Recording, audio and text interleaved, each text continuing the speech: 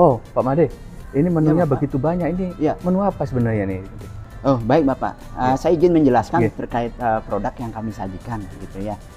Jadi ini namanya adalah paket berempat ya, khusus kami sajikan dari Rantang Mama untuk customer untuk berempat. Jadi kita ngambil nama seperti itu. Ya, jadi paket berempat itu Bapak jadi terdiri dari ya ini ada namanya staf tofu kusamba. Ya, yang dimana di dalamnya itu ada shrimp, udang gitu, udang sama sayuran. Luar biasa, Ya, dan ini kombinasi. kemudian ini ada ikan sambal matah. Ya, ikan sambal matah, ikannya itu ikan baramundi ya, yang dibumbui dengan sambal matah khas Bali gitu. Ya, kemudian ini ada sate marangi. Ya, bumbu marangi gitu ya, sate marangi itu daging sapi ya. Kemudian ini ada soto Banjar. Ya, soto Banjar ini kuahnya, kemudian ini ada kondimennya. Kondimennya nanti Bapak bisa memasukkan ke dalam kuah. Kondimennya itu ada ayam, ada telur rebus, kemudian ada bihun, kemudian ada perkedel kentang, ya ada emping, ya saus soto, kemudian ya kemudian ini ada acarnya segala macam. Ya, kemudian ini juga ada sayur Pak. Ini adalah sayur urap ciri khas Bali juga ya, seperti itu. Kemudian ditemani dengan nasi putih ya, nasi putih, kemudian juga ada buah ya, fresh fruits ya, buah segar ya. Jadi itu dapat 2 piring. Kemudian juga ada es teh penemannya, kemudian ada juga es cendol ya, tradisional Balinese dessert ya. Es cendol itu koko pandan cendol ya. Seperti itu ya. Itu saja untuk paket berempat ini yang bisa saya sampaikan. Jadi ini untuk paket untuk hari acara hari ini. Terima kasih. Nah, untuk paket berempat ini hanya bisa didapatkan di Rantang Mama Restoran Bali ya, yang berlokasi di Jalan Raya Kute nomor 104. Silakan Bapak dinikmati, hidangan sudah disiapkan ya, silakan.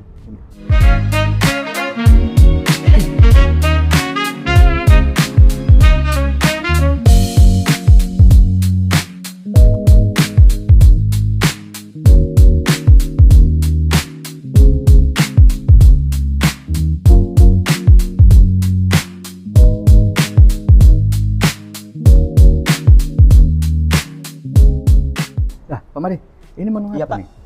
Itu tofu kusamba Bapak, yang di dalamnya itu ada shrimp sama sayuran Pak. Enak sekali. Enak ya Pak ya? Saya belum pernah merasakan seperti ini. Ini soto Banjar ya? Ya, soto Banjar. Tempatnya familiar, tapi rasanya bintang 5 loh. Terima Patut kasih coba. Pak. Terima Patut kasih. coba ini. Ya. Nah, Prof, bagaimana kesan untuk hidangan ini, Prof? Hanya satu kata Pak Ade, luar biasa ya. Saya sering sebenarnya makan di luar, tetapi ini istimewa sekali dan unik gitu ya. Saya senang sekali satenya, sayur dan dagingnya ini, dan termasuk sotonya. Jadi unik, termasuk cara penyajiannya nih kan luar biasa nih, ada lilinnya. Jadi makanannya enak, ditambah dengan suasananya luar biasa nih, seperti ke masa lampau sedikit. Jadi memori-memori lama itu bisa bangkit gitu ya. Sehingga ruangan-ruangan seperti ini cocok untuk kerja santai. Jadi banyak ide bisa keluar ya, ide-ide orisinil gitu bisa keluar karena suasananya bagus gitu. Apalagi dengan keluarga gitu ya. Kalau punya cucu, anak menantu ini bagus sekali untuk memperkuat rasa gitu ya. Jadi hanya satu kata, luar biasa gitu ya. Baik, terima kasih ya Prof. Sama-sama. Terima kasih banyak. Sama-sama. Selamat malam ini Pak Prof. Apa kabarnya nih? Selamat malam, luar biasa. Senang ketemu dengan Mas Ardi ini. Ya. Gimana kabar Mas Ardi? Saya kabarnya luar biasa. Iya. Pak Prof, malam hari ini Iya. bisa ceritakan sedikit saja.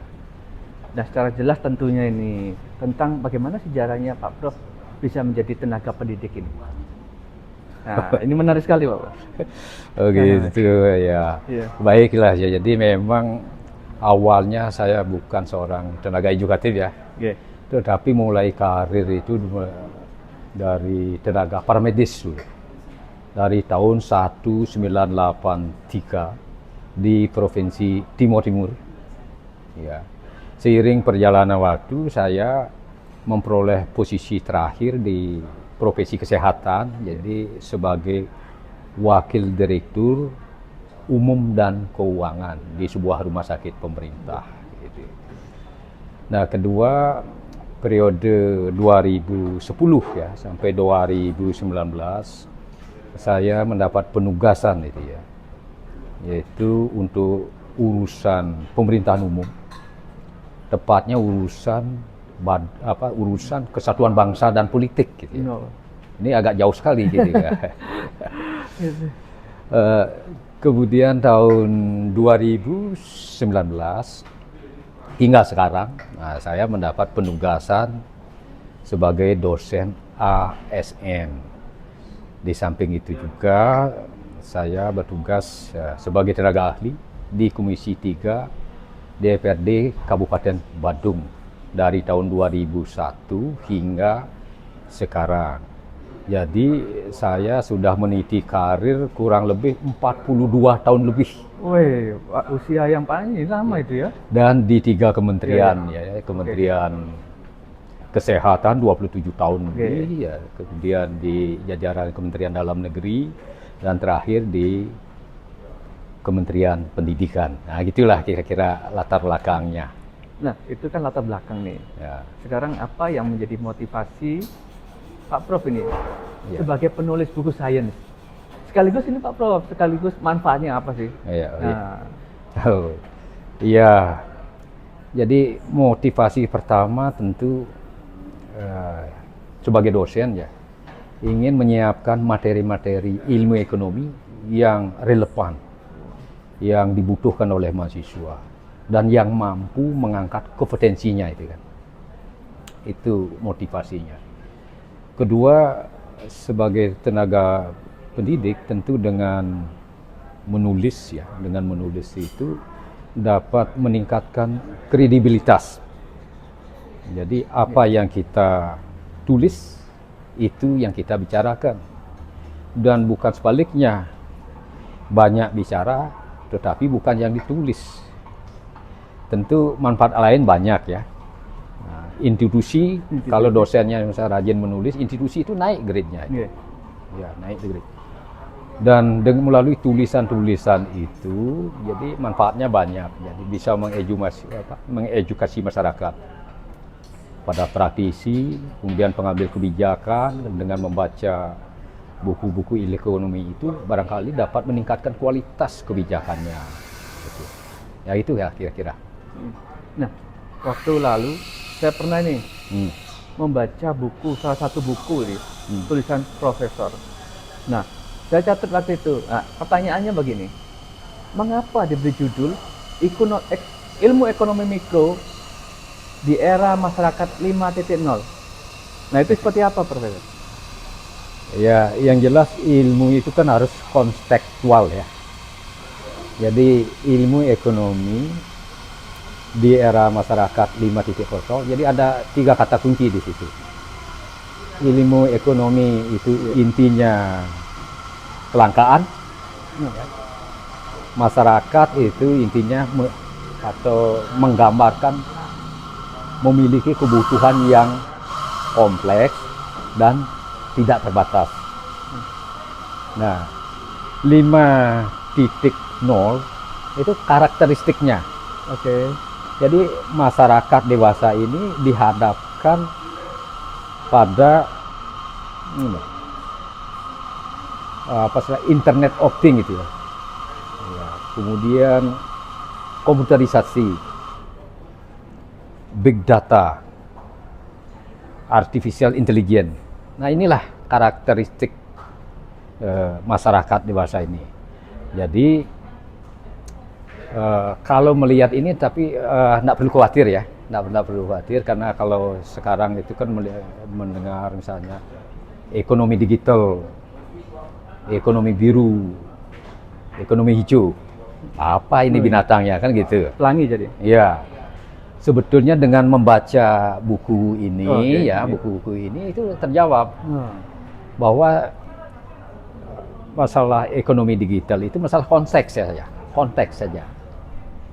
Begitu juga ekonomi hijau, ekonomi biru adalah konteks. tapi intinya adalah ilmu ekonomi sebetulnya. Jadi ilmu ekonomi itu fleksibel dan luas, bisa diaplikasi dalam bidang-bidang apapun gitu ya. Baik, baik. Gitu ya. Baik. Tadi Anda menyebutkan dalam langkah tadi. Ya. Langkah. Nah, saya mau tanya nih, apa yang dimaksud dengan kelangkaan dalam ilmu ekonomi? Nah, jadi kelangkaan itu artinya barang tersebut tidak dapat diperoleh secara bebas, itu satu. Ya. Kedua, kelangkaan artinya barang tersebut atau jasa tersebut diperoleh dengan cara pengorbanan. Yeah. Jadi harus berkorban untuk mendapatkan barang itu. Sehingga disebut Ada harga langka. yang harus dibayar ya? Iya, sehingga langka. Nah, yang ketiga, kelangkaan itu tidak sama dengan sedikit atau banyak. Kalau sedikit atau relatif itu sedikit atau banyak itu relatif. Tapi langka ini adalah sesuatu yang beda. Artinya kalau diperoleh dengan pengorbanan, barangkali yang sedikit itu bisa jadi banyak gitu ya. Sehingga fokus dari ilmu ekonomi itu adalah bicara tentang kelangkaan ya. Oke, baik. Baik, semakin menarik saja kita pembahasan tentang ilmu ekonomi ini. Jadi begini, dari mana memulai untuk belajar ilmu ekonomi ini? Menurut Anda seperti apa? Tapi sebelum dari mana mulai belajar ilmu ekonomi itu, mungkin terlebih dahulu perlu kita pahami ini. Pokok permasalahannya dulu ya. Jadi pokok permasalahan. Dalam ilmu ekonomi itu ada 4 pokok permasalahan utama ya. 1, apa yang harus diproduksi? Ya, itu 1 ya. Kedua, bagaimana caranya memproduksi? Gitu. Yang ketiga, berapa jumlah yang harus diproduksi? Oke. Mengenai kuantitas berarti? Ya. Dan terakhir, untuk siapa barang itu diproduksi? Nah, ini pokok permasalahan ekonomi yang harus dijawab oleh ilmu ekonomi. Sehingga gambaran detailnya sebetulnya sudah ada di buku ini kan. Oh, buku ini ya. Buku ini. Nah, jadi menarik pertanyaannya itu bagaimana cara mulai belajar ilmu ekonomi ya. Cara mulainya sebetulnya sederhana. Jadi perekonomian suatu negara itu sebenarnya secara sederhana terdiri atas 2 variabel ya. 2 variabel.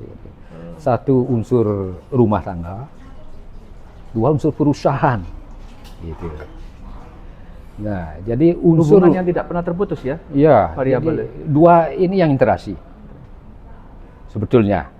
Tetapi kalau kita lihat dalam kehidupan sehari-hari kan sepertinya kompleks ya, sulit belajar ilmu ekonomi itu.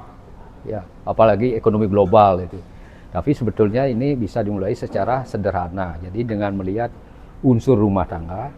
Jadi unsur rumah tangga ini adalah sebagai pemilik faktor-faktor produksi. Nah, misalnya karyawan perusahaan itu diproduksi oleh rumah tangga.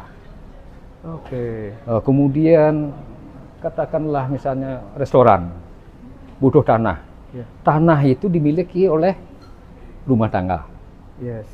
Rumah tangga bisa menjual tanahnya, bisa menyewakan tanahnya. Kemudian modal, uang yang ada di bank atau di lembaga-lembaga keuangan non-bank, itu yang punya itu kan rumah tangga yang menabung. Ya. Jadi rumah tangga ini adalah pemilik modal, pemilik faktor-faktor produksi. Boleh dikatakan bahwa dalam rumah tangga ini dasar dari segala sesuatu. Iya. Untuk memulai. Jadi pemerintah ini sangat penting ini concern dengan rumah tangga ini.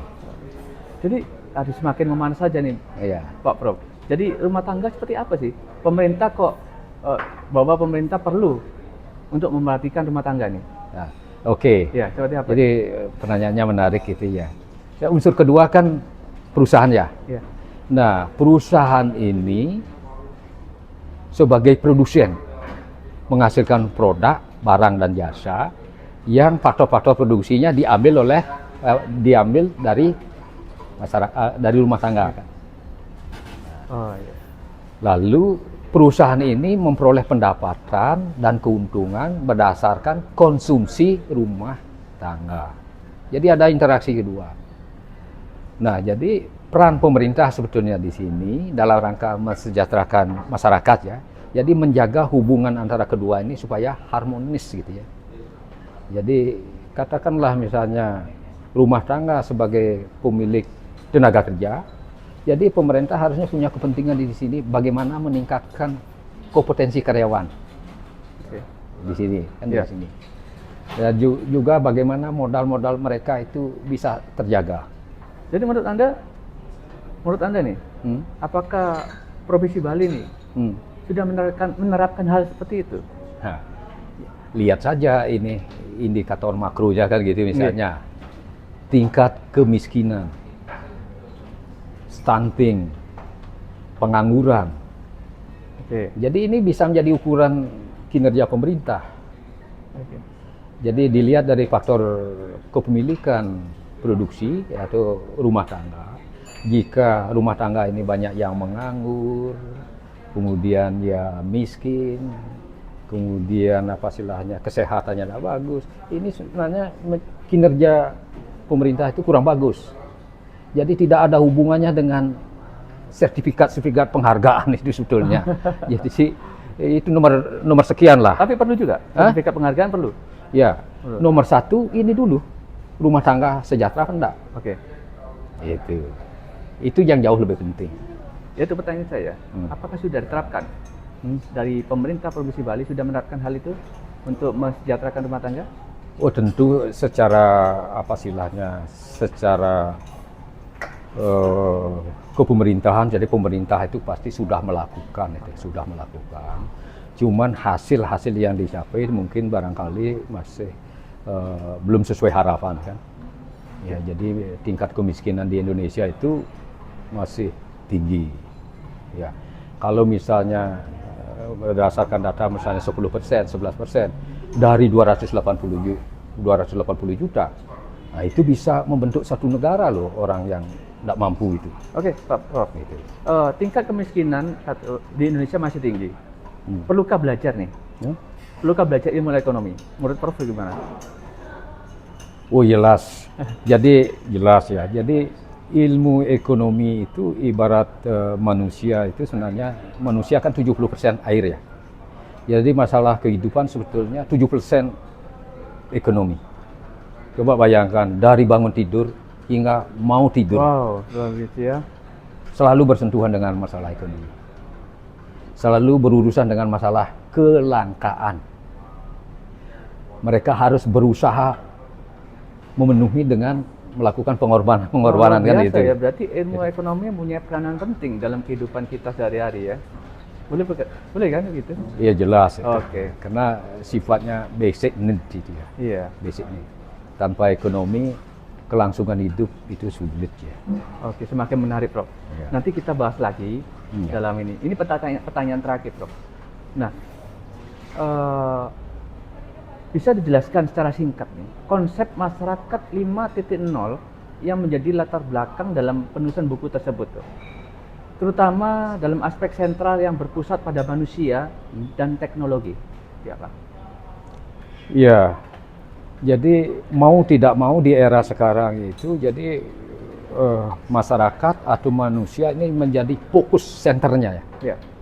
Jadi mau tidak mau jadi masyarakat sekarang itu harus punya ilmu, pengetahuan dan teknologi. Karena teknologi inilah yang memungkinkan keberlanjutan Oke. pertumbuhan ekonomi secara terus menerus. Ya gitu. Oke. Berarti ini setelah kita bahas tadi dari awal, pertengahan hingga akhir, berarti kita perlu membahas mekanisme pasar tentunya. Benar? Betul Iya. seperti itu? Oke. Iya. Tapi cukup di sini, Prof. Iya. Nanti kita akan bersambung lagi. Kita akan bahas selanjutnya bersama Nusantara Murni di mekanisme pasar bersama Profesor, silakan. Profesor siapa? Dr. Nyoman Tingkes. Oke. Iya. Terima kasih, Prof. Ya, Boleh terima diberi kasih. kesimpulannya? Ya, jadi dari perbincangan kita tadi itu dapat disimpulkan bahwa ilmu ekonomi ya, dibangun dan dikembangkan untuk berusaha menjawab 4 persoalan pokok gitu ya. Ya. Ya, jadi 4 persoalan pokok, baik yang bersifat fisik maupun non fisik, ya. Yang intinya kelangkaan, ya, kelangkaan non fisik, yaitu di era sekarang itu digital kan gitu. Nah, kedua, tujuan dari ilmu ekonomi dibangun dan dikembangkan, diajarkan itu adalah dalam rangka mewujudkan kesejahteraan masyarakat. Dan yang masyarakat yang sudah terwujud itu tentu ditingkatkan Oke. secara terus-menerus. Itu kira-kira kesimpulannya. Ya. Terima kasih, Prof. Selamat malam. Terima kasih. Nanti ke depan kita bertemu kembali, Prof, di babak yang kedua. Kita Baik. akan bahas mekanisme pasar. Ya, Oke, baik. terima kasih. Saya terima kasih dan merasa terhormat diundang oleh channel Nusantara Murni, Murni.com. Mas Arti. Ya, terima kasih. Luar biasa. Ya, Oke. selamat malam. Terima kasih.